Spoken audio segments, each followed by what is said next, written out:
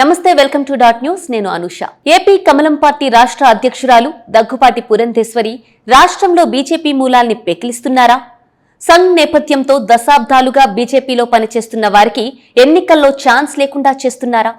కేవలం తన సామాజిక వర్గం లేదంటే చంద్రబాబు మనుషులైతేనే బీజేపీ టికెట్లు వచ్చేలా చూస్తున్నారా?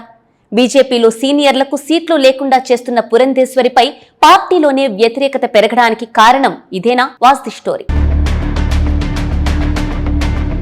రాష్ట్రంలో బీజేపీ మూలాల్ని సమూలంగా పెకిలించి వేసి తెలుగుదేశం పార్టీకి అనుబంధంగా మార్చడానికి రాష్ట్ర పార్టీ అధ్యక్షురాలు దగ్గుబాటి పురంధేశ్వరి ప్రయత్నిస్తున్నారంటూ ఆ పార్టీ ఒరిజినల్ నేతలు మండిపడుతున్నారు. అసలు టీడీపీతో పొత్తు పెట్టుకోకముందు నుంచే పురంధేశ్వరి టీడీపీ నేతలతోనూ బీజేపీలోని చంద్రబాబు మనుషులతోని సన్నిహితంగా ఉంటున్నారని, పొత్తు ఖరారయ్యాక పూర్తిగా వారి కోసమే పనిచేస్తున్నారనే ఆరోపణలు వెల్లువెత్తుతున్నాయి.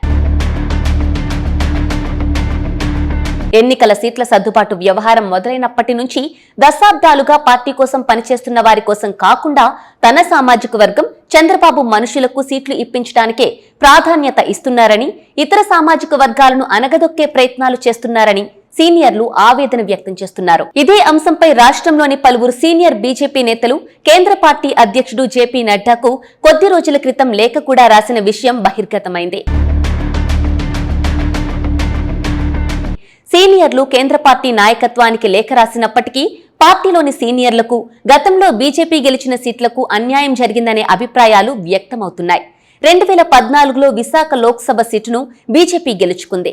ఖమ్మంపాటి హరిబాబు ఆ ఎన్నికల్లో విశాఖ నుంచి విజయం సాధించారు.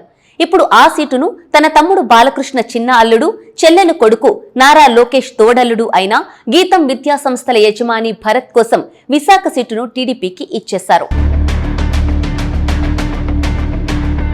గత ఎన్నికల్లో విశాఖలో టీడీపీ తరపున పోటీ చేసిన భరత్ దారుణంగా ఓటమి చెందారు. ఇక్కడ తన కుటుంబ మనిషి కోసం విశాఖ ఎంపీ సీటు ఆశించి 2 ఏళ్లుగా అక్కడ పార్టీ కోసం తీవ్రంగా శ్రమిస్తున్న సీనియర్ నేత జీవీఎల్ నరసింహారావుకు సీటు లేకుండా చేశారు పురంధేశ్వరి. కేవలం తన సామాజిక వర్గం కానందునే జీవీఎల్ కు విశాఖ ఎంపీ సీటు దక్కకుండా పురంధేశ్వరి చక్రం తిప్పారనే అభిప్రాయాలు వ్యక్తమవుతున్నాయి.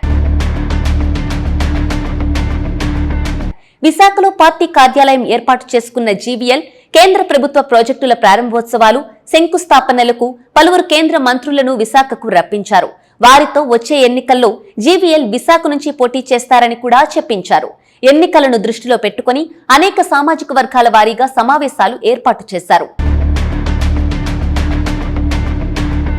జీవీఎల్ నరసింహారావు కమ్మ సామాజిక వర్గానికి చెందిన వ్యక్తి కాకపోవడం వల్లనే ఆయన్ను వ్యూహాత్మకంగా పక్కకు తప్పించారనే టాక్ విశాఖ బీజేపీలో నడుస్తోంది. చంద్రబాబు, పురంధేశ్వరి, బాలకృష్ణ ముగ్గురు మాట్లాడుకొని ఆ సీటు టీడీపీ ఖాతాలో పడేలా చక్రం తిప్పారు. పురంధేశ్వరి తీరుపై ఒరిజినల్ బీజేపీ నేతలు తీవ్రస్థాయిలో మండిపడుతున్నారు.